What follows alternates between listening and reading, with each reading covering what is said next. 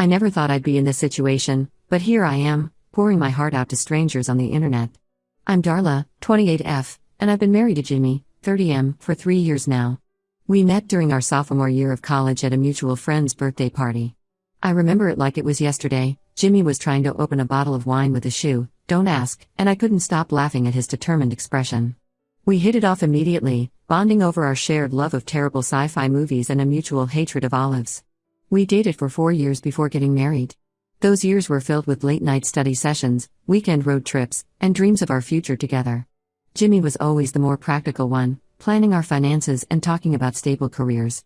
I was the dreamer, always coming up with wild business ideas or imagining us traveling the world. Somehow, we balanced each other out perfectly. After graduation, we both landed entry-level jobs in our fields. I started as a junior marketing associate at a small tech startup, while Jimmy got a job as a software engineer at a mid-sized company. We were ecstatic, it felt like everything was falling into place.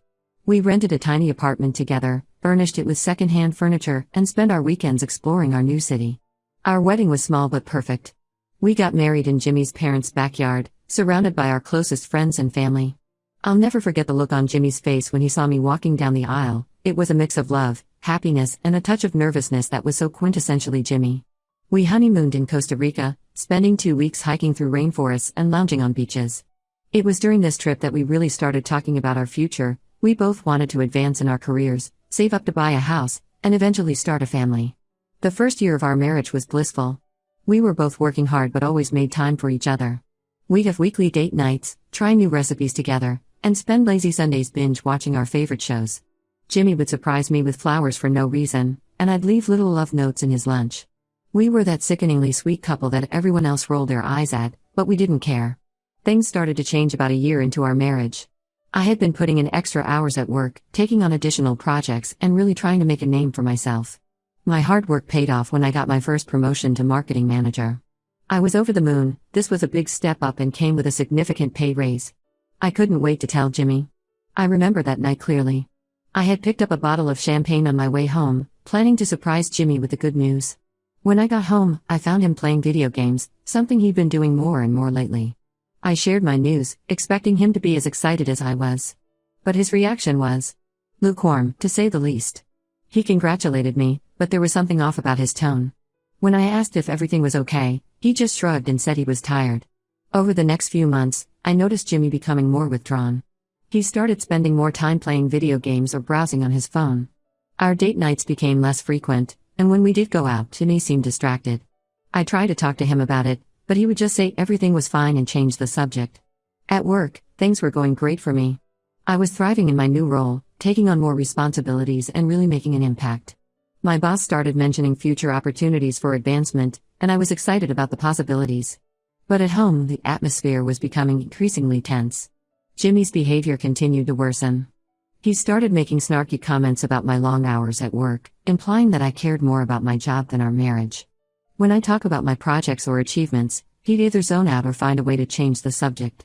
It hurt. This was the man who had always been my biggest cheerleader, and now it felt like he couldn't care less about my success. Things came to a head last week when I got another promotion. I was now a senior marketing manager, a role I had been working towards for months. The promotion came with another substantial pay raise, putting my salary significantly higher than Jimmy's. When I shared the news, Jimmy's reaction was cold.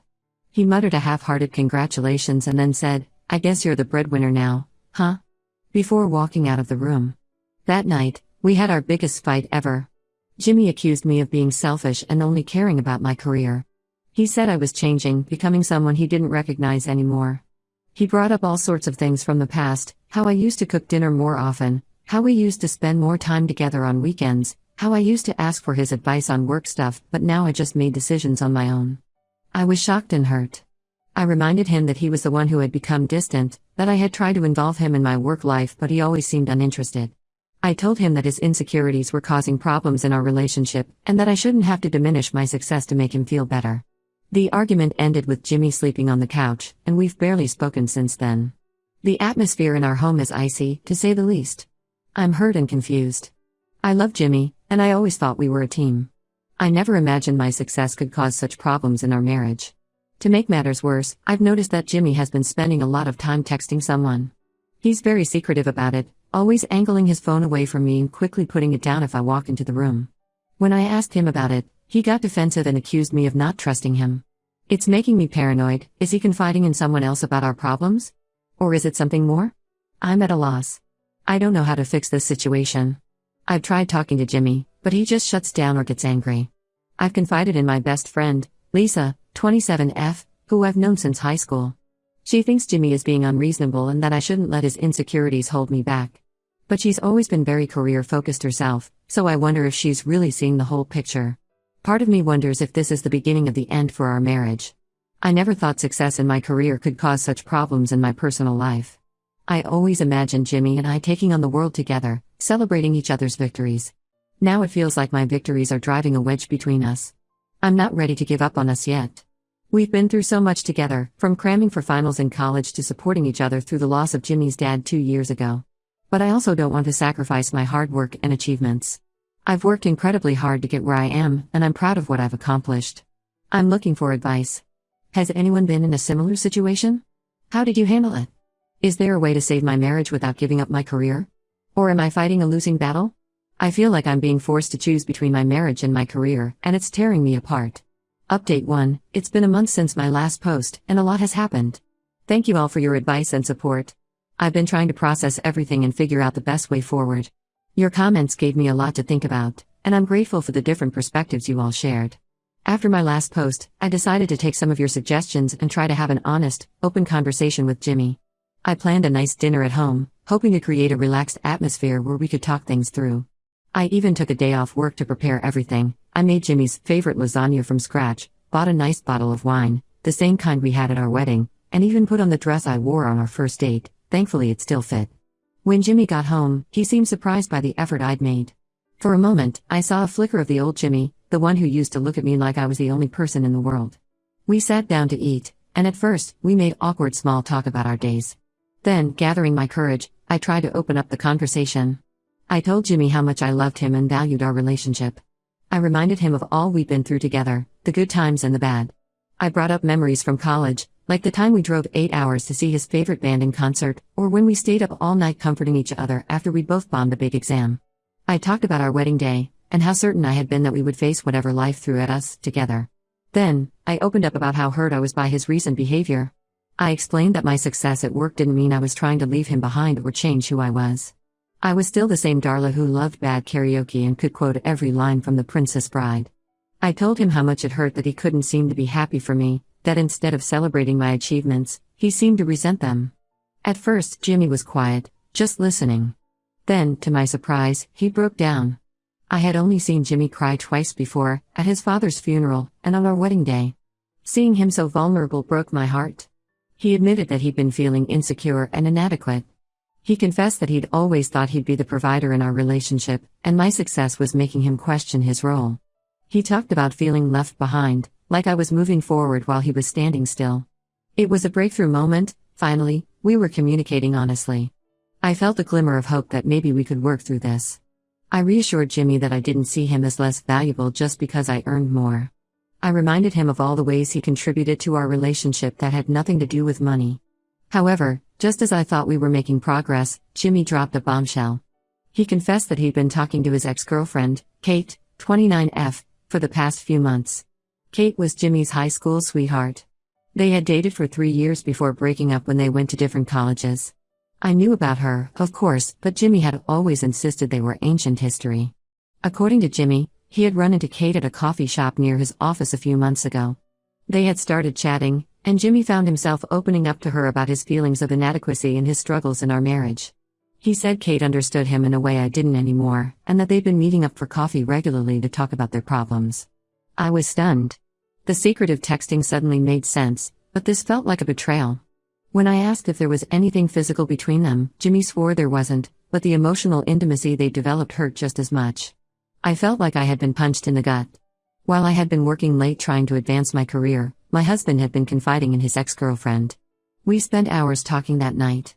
Jimmy swore he would cut off contact with Kate and suggested we try couples counseling. Part of me wanted to agree immediately, to do anything to save our marriage. But another part of me was angry and hurt. I told Jimmy I needed some time to think. The next day, I did something I'm not proud of. While Jimmy was in the shower, I looked at his phone. I know it was a violation of his privacy, but I couldn't shake the feeling that he wasn't telling me everything. What I found left me reeling. There were hundreds of messages between him and Kate, far more intimate than just friendly chats. They talked about their feelings for each other, complained about their current relationships, apparently Kate was also married, and even discussed the possibility of a future together. When Jimmy got out of the shower, I confronted him with what I'd found. He turned pale and started stammering excuses. He swore again that nothing physical had happened, but admitted that his feelings for Kate had grown beyond friendship. He begged for another chance, saying he'd end things with Kate for good and that he wanted to fight for our marriage. I was too hurt and angry to think clearly. I packed a bag and went to stay with Lisa for a few days. I'm writing this update from her spare room, still trying to process everything. I feel like my world has been turned upside down. The man I thought I knew, the marriage I thought was strong despite our recent issues, it all feels like a lie now. I keep thinking back to all those nights I worked late, feeling guilty for not being home, while Jimmy was messaging Kate. I think about all the times I tried to talk to Jimmy about our problems, only to be shut down, while he was opening up to her instead. I'm torn between my love for Jimmy and the life we've built together, and the anger and betrayal I feel over his emotional affair. 7 years is a long time to be with someone. We've built a life together, we have shared friends, shared memories. The thought of walking away from all of that is terrifying. But at the same time, I don't know if I can ever trust him again. And underlying all of this is the original issue: can our marriage survive if Jimmy can't accept my success? Even if we could move past the Kate situation, would we just end up back where we started, with Jimmy resenting my achievements? I'd appreciate any advice or perspectives you all might have. How do I move forward from here? Is it even possible to rebuild trust after something like this? And how do I balance my love for Jimmy with my need for a partner who supports my success?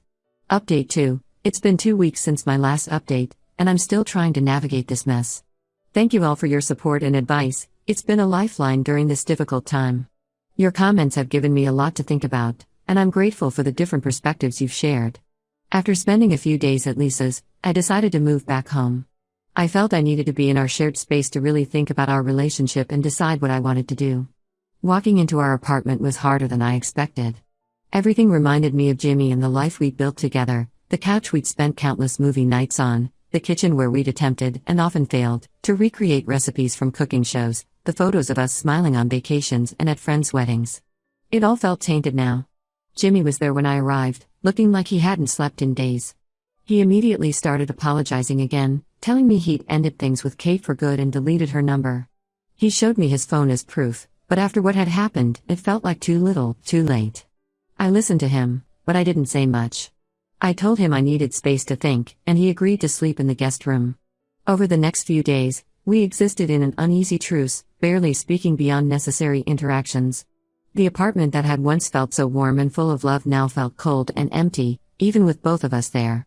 During this time, I threw myself into work, staying late at the office most nights. It was easier than being at home with the weight of our problems hanging over us. I found myself volunteering for extra projects, anything to keep my mind occupied and avoid going home to the awkward silence that now defined my marriage. One night, I was working late when my boss, David, 45M, noticed I seemed distracted. David had always been a mentor to me, guiding me through the ups and downs of my career. He asked if everything was okay, and something in his kind tone made me break down. Before I knew it, I was telling him everything, about Jimmy's resentment of my success, the emotional affair with Kate, all of it. David listened patiently, offering me a box of tissues as I cried in his office. When I finished, he shared that he'd gone through something similar with his first wife. She had been threatened by his career success, and it had eventually led to the breakdown of their marriage. But he also told me about his current marriage, how his wife celebrated his achievements as if they were her own, and how that support had allowed both of them to thrive. His advice was invaluable. He reminded me that I shouldn't dim my light for anyone, and that a true partner would celebrate my success, not resent it. He told me that while love was important, respect and support were equally crucial in a marriage. David's words gave me a lot to think about. Talking to David gave me clarity. I realized that even if Jimmy hadn't turned to Kate, his inability to support my success was a fundamental issue in our relationship. I deserved someone who would be proud of me, not threatened by me. I deserved a partner, not someone who saw my achievements as a competition. With this new perspective, I sat down with Jimmy for a serious talk. I told him that while his emotional affair with Kate was painful, it was a symptom of a bigger problem. I explained that I couldn't be with someone who saw my success as a threat rather than something to celebrate. I told him about my conversation with David, leaving out the personal details, of course, and how it made me realize what I truly needed in a partner. Jimmy listened, and for the first time, I think he really heard me. He broke down, admitting that he'd been struggling with his own insecurities and that he'd handled everything terribly. He talked about feeling like he was falling behind in his own career and how my success had made him feel inadequate. He acknowledged that turning to Kate had been a huge mistake, born out of his own fears and insecurities. Jimmy asked for another chance, promising to work on himself and be the supportive partner I deserved. He suggested couples counseling again, saying he was willing to do whatever it took to save our marriage. I was touched by his sincerity, but I also knew I needed to prioritize myself. After everything that had happened, I couldn't just go back to how things were before. I told Jimmy that I thought we needed a trial separation. I suggested he move out for a month, during which time we'd both think about what we really wanted from our relationship and whether we could move past this. Jimmy was upset but agreed it might be for the best. We spent the next few days working out the logistics. He would stay with his brother, we'd divide up our finances for the month, and we'd meet once a week for coffee to check in. It was strange and painful, almost like divorcing in miniature. Jimmy moved out yesterday, and the house feels strangely empty without him. I kept finding little reminders of him, his favorite coffee mug in the cupboard, his razor in the bathroom, the dent in his pillow. It's hard not to feel a sense of loss, even though I know this separation is necessary. I'm scared about what the future holds, but I also feel a sense of relief.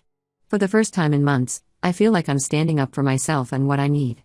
I'm not sure what will happen next. Maybe this separation will give us both the space we need to grow and come back together stronger. Or maybe we'll realize we've grown too far apart. Either way, I'm committed to not compromising on my worth or my success. I'll update again once the month is up. Thank you all again for your support during this difficult time. Your advice and perspectives have been invaluable as I navigate this challenging period in my life. Update 3. It's been a month since my last update, and I've made a decision about my marriage. These past few weeks have been a roller coaster of emotions, but they've also given me the clarity I needed. During our separation, Jimmy and I had minimal contact. We agreed to meet once a week for coffee to check in, but otherwise, we lived our separate lives. It was hard at first. I missed him despite everything.